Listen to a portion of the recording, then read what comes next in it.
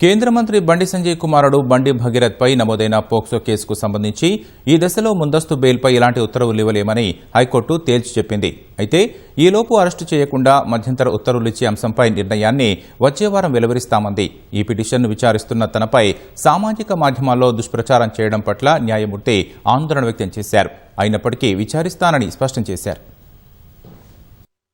POCSO కేసులో ముందస్తు bail మంజూరు చేయాలంటూ బండి భగీరథ్ దాఖలు చేసిన పిటిషన్పై హైకోర్టులో సుదీర్ఘంగా వాదనలు కొనసాగాయి. న్యాయమూర్తి జస్టిస్ టి మాధవీదేవి శుక్రవారం రాత్రి 9 గంటల నుంచి దాదాపు అర్ధరాత్రి 12 గంటల వరకు విచారణ చేపట్టారు. ఇరుపక్షాల న్యాయవాదుల వాదనలు విన్న అనంతరం బాలిక వాంగ్మూలం పరిశీలించిన తర్వాత ఈ దశలో ఎలాంటి ఉత్తర్వులు ఇవ్వలేమని న్యాయమూర్తి స్పష్టం చేశారు. పిటిషనర్ తరపు న్యాయవాది జోక్యం చేసుకుంటూ అప్పటి వరకైనా పిటిషనర్పై ఎలాంటి చర్య తీసుకోకుండా రక్షణ కల్పించారని, దర్యాప్తునకు సహకరిస్తామని, కనీసం యథాతథ స్థితినైనా కొనసాగించేలా ఉత్తర్వులు ఇవ్వాలంటూ పదే పదే అభ్యర్థించారు. న్యాయమూర్తి అందుకు నిరాకరించారు. వచ్చే వారం దాకా ఆగకుండా వీలైనంత త్వరగా ఇవ్వాలన్న పిటిషనర్ న్యాయవాది అభ్యర్థనపై పరిశీలిస్తామంటూ విచారణను వాయిదా వేశారు. ఫిర్యాదులో పొంతనలేని అంశాలు ఉన్నాయని పిటిషనర్ తరపు న్యాయవాది ఎస్ నిరంజన్ రెడ్డి వాదనలు వినిపించారు. ఎఫ్ఐఆర్ నమోదు చేసినప్పుడు పెట్టిన సెక్షన్ల ప్రకారం అరెస్టు అవసరం లేదన్నారు.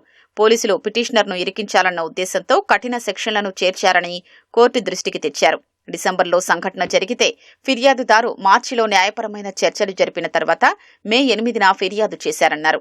ఇప్పటికిప్పుడు జరిగిన సంఘటన కాదని, అలాంటప్పుడు వెంటనే సెక్షన్లను మార్చాల్సిన అవసరం లేదని తెలిపారు. బాధితురాలు పుట్టిన తేదీల్ని 2గా చూపుతూ దానికి సంబంధించిన పత్రాల్ని సీల్డ్ కవర్లో సమర్పించామన్నారు. అలాగే ఫిర్యాదులో పేర్కొన్న 3 సంఘటనలు బాలిక ఆమోదం ప్రకారమే జరిగాయని, వారు తల్లిదండ్రుల అనుమతితోనే బయటకు వెళ్లారని పేర్కొన్నారు. వారు రిలేషన్షిప్ లో ఉన్నారని తెలిపారు. జనవరి 7న రిలేషన్షిప్ నుంచి పిటిషనర్ బయటకు రావడంతో కేసులు తెరపైకొచ్చాయని, ఫిర్యాదులో పేర్కొన్న సంఘటనల తర్వాత కూడా బాలిక, పిటిషనర్ గంటల తరబడి మాట్లాడుకున్నారని వివరించారు.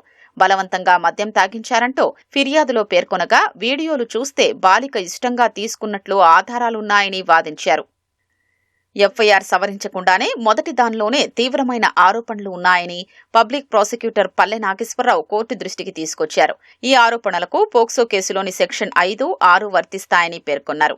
పోక్సో కేసు నమోదైనట్లయితే నిందితుడు ముందస్తు బెయిలుకు అనర్హుడని గుర్తు చేశారు. ఫిర్యాదులోని అంశాల ఆధారంగా సెక్షన్లను సవరించే అధికారం పోలీసులకుందని పబ్లిక్ ప్రాసిక్యూటర్ వాదించారు. బాధితురాల నుంచి వాంగ్మూలం తీసుకున్నాక అదనపు సెక్షన్లు చేర్చారని గుర్తు చేశారు. మొదటి ఫిర్యాదులోనే నిందితుడు బలవంతంగా లైంగిక వేధింపులకు పాల్పడినట్లు ఆరోపణ ఉందని తెలిపారు. బాలిక 10వ తరగతితో సహా వివిధ పాఠశాలల్లో చదివిన సర్టిఫికెట్లు, జీహెచ్ఎంసీ రికార్డుల ఆధారంగా ఫెర్నాండెజ్ ఆసుపత్రి నుంచి ధృవీకరణ పత్రాల్ని పోలీసులు సేకరించారని వివరించారు. ఆమె వాస్తవ జనన తేదీ 2008 ఆగస్టు 12 అని పోలీసుల దర్యాప్తులో తేలిందని, దీని ప్రకారం బాధితురాలి వయస్సు 18 ఏళ్లలోపే ఉందని వాదనలు వినిపించారు. నిందితుడి తండ్రి కేంద్ర మంత్రి కావడంతో బెదిరింపులకు పాల్పడ్డారని ఫిర్యాదుదారు తరపు సీనియర్ న్యాయవాది పప్పు నాగేశ్వరరావు వాదించారు. ఈ పరిస్థితుల్లో బాధితులకు ఏం ధైర్యం ఉంటుందని, తన కుటుంబం జోలికొస్తే వదిలిపెట్టనని, తన కోసం చాలా మంది చనిపోయారని నిందితుడి తండ్రి భయపెట్టారని తెలిపారు. నిందితుడు పెళ్లి చేసుకుంటానని ప్రలోభపెట్టారని, ప్రస్తుతం బాధితురాలు ఒక్కరే కాదని, ఇలాంటి వారు మరో 4 తెలిసిందన్నారు. వాళ్లు కూడా త్వరలో బయటకొస్తారని, ఈ దశలో ఎలాంటి ఉత్తర్వులు ఇవ్వడానికి వీల్లేదని పేర్కొన్నారు. సామాజిక మాధ్యమాల్లో వచ్చిన ప్రచారాలపై న్యాయమూర్తి ఆందోళన వ్యక్తం చేశారు. కొంతమంది తనను ప్రభావితం చేస్తున్నారని, ఆశ చూపుతున్నారనే ఆరోపణలు వస్తున్నాయని ఆవేదన వ్యక్తం చేశారు. బాధితురాలి తరపు న్యాయవాదికి చిన్న అభ్యంతరమున్నా వైదొలుగుతాననగా ఫిర్యాదుదారు తరపు న్యాయవాది అభ్యంతరం లేదని చెప్పడంతో విచారణను చేపట్టారు. సామాజిక మాధ్యమాల్లో వస్తున్న దుష్ప్రచారాలపై చర్యలు తీసుకోవాలంటూ నగర పోలీస్ కమిషనర్కు చెప్పామని పీపీ నాగేశ్వరరావు తెలియజేయగా న్యాయమూర్తి స్పందిస్తూ చర్యలు తీసుకోవాల్సిందేనన్నారు. ఇరువైపులా వాదనల అనంతరం ఈ దశలో ముందస్తు బెయిల్పై ఎలాంటి ఉత్తర్వులు ఇవ్వలేమని న్యాయమూర్తి తేల్చి చెప్పారు.